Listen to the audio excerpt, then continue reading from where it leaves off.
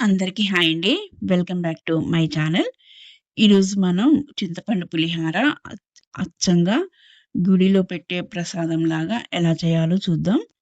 చాలా టేస్టీగా ఉంటుంది. అలాగే సేమ్ గుడిలో పెట్టే పులిహారలాగా సేమ్ చేసుకోవచ్చు ఇంట్లోనే. దీన్ని ఎలా చేయాలో చూసేద్దాం. ముందుగా ఒక పాన్ పెట్టుకొని 1 టీ స్పూన్ పచ్చిశనగపప్పు, 1 టీ స్పూన్ మినపగుళ్ళు వేసి ఒక్క నిమిషం అలా వేయించాలి. ఇందులోకి మనం ఏదైనా ఒక ఫ్లేవరే తీసుకోవాలి. అది ధనియాల పొడి గానీ, ఆవాల పొడి గానీ. ఇక్కడ ధనియాల పొడి తీసుకుందాం.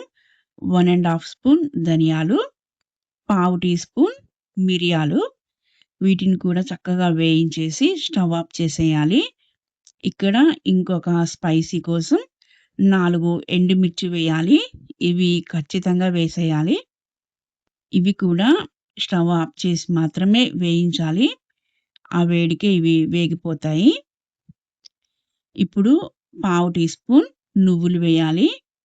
అలాగే పావు టీ స్పూన్ మెంతులు, లేకపోతే మెంతి పొడైనా వేయొచ్చు.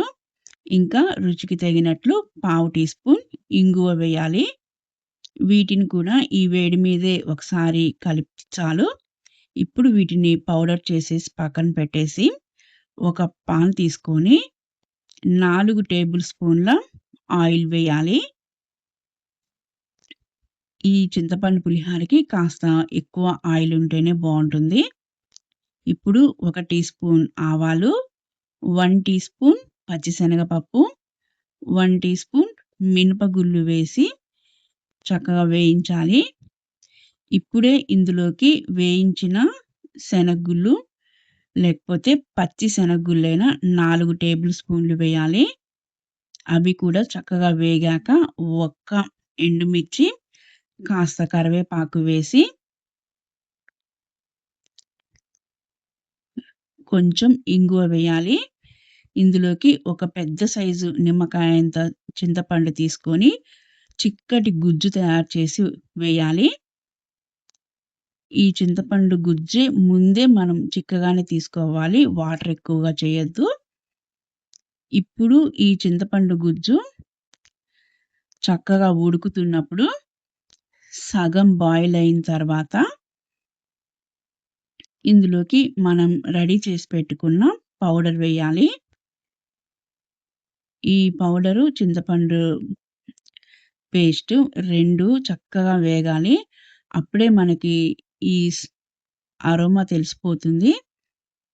ఈ గుడిలో పెట్టే ప్రసాదంలో వేస్తే ధనియాల పౌడర్ వేస్తారు. లేకపోతే ఆవాల పొడి వేస్తారు. మెంతి పిండి మాత్రం ఎక్కువగా వేయొద్దు. చేదొస్తది. జస్ట్ పావు టీ స్పూన్ సరిపోతుంది. ఇవి చక్కగా వేగాక ఇందులోకి 3 కప్పుల నుంచి 3:30 కప్పుల వరకు రైస్ పడుతుంది. ఈ చింతపండు గుజ్జు చక్కగా వేగాలి కానీ నల్లపడకూడదు. మనకి ఆయిల్ పైకి తేలుతుంది, తెలిసిపోతుంది. ఇది చక్కగా చిక్కబడిన తర్వాత స్టవ్ ఆఫ్ చేసేసేయాలి. ఇది ఏమీ చల్లారనవసరం లేదు. ఇప్పుడు దీంట్లోకే పసుపు, సాల్ట్ వేసుకోవచ్చు.